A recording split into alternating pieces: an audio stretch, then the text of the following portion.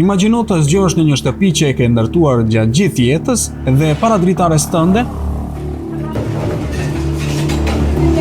të shohësh një ekskavator që përënon gjithçka që ke krijuar. Ky makt nuk është fillim, por përditshmëri për shumë palestinesë në bregun perëndimor. Ndërsa në Gaza po zhvillohet gjenocidi, Izraeli po vret, arreston, dëbon me dhunë dhe po përvetëson tokën e pushtuar të bregut perëndimor.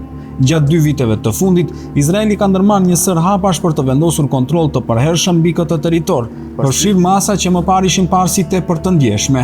Le të shohim kjo se si duket në terren. Që nga 7 tetori i vitit 2023 në bregun perëndimor janë vrarë më shumë se 1000 palestinesë, përfshirë të paktën 210 fëmijë. Vrasjet ndodhin gjatë bastisjeve, sulmeve nga kolonët, por edhe nga të shtënat e qëllimshme të ushtarëve izraelit në rrugët e qyteteve.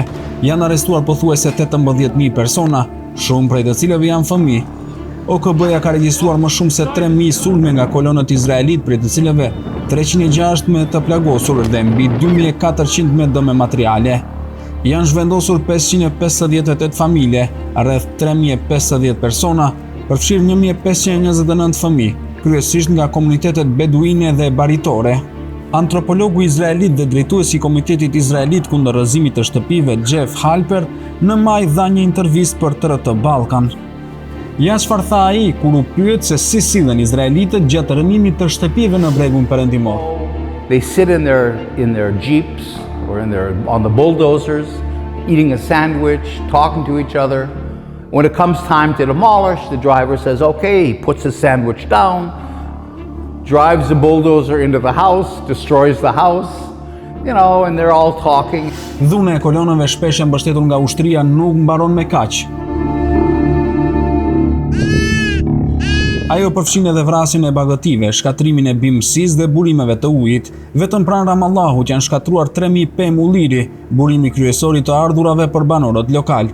Që nga viti 2023, kur ministri Ben Gvir zbuti rregullat për mbajtjen e armëve, kolonëve u janë dhënë 230.000 leje të reja dhe janë shpërndarë mbi 120.000 armë. Për nxitje të dhunës kundër palestinezëve, ai është sanksionuar nga disa qeveri perëndimore. Numri i kolonëve po rritet prej dekadash. Por ndërtimi i vendbanimeve të paligjshme është përshpejtuar ndjeshëm. Që nga tetori i vitit 2023 janë ndërtuar 120 vendbanime të reja, ndërkohë që më parë ndërtoheshin vetëm 5 apo 6 në vit. Këtë vit janë miratuar 24.000 njësi banimi, 2 fysh më shumë se më parë.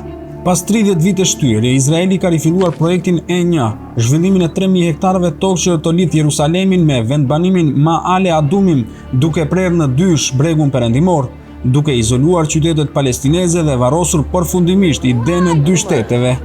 Gjatë dimnit, ushtria izraelite bastisi kampet Tulkarem, Nur Shams dhe qytetin Jenin, duke zhvendosur 40.000 njerëz. 8 muaj më vonë, ajo vazhdon të mbaj kontrollin, për herë të parë kaq gjatë mbi zona urbane që zyrtarisht janë nën administratën palestineze. Por as kjo nuk i mjafton Izraelit. Në gusht, ushtria izraelite shpalli 63 zona arkeologjike palestineze, si trashëgimi izraelite për të justifikuar marrjen e tokës. Këto zona më vonë shndërrohen në vendbanime, instalime ushtarake ose zona turistike të destinuara vetëm për kolonët dhe vizitorët izraelit. Pasi disa shtete perëndimore e kanë njohur së fundmi Palestinën, Izraeli po shqyrton aneksimin formal të një pjesë ose të gjithë bregut perëndimor.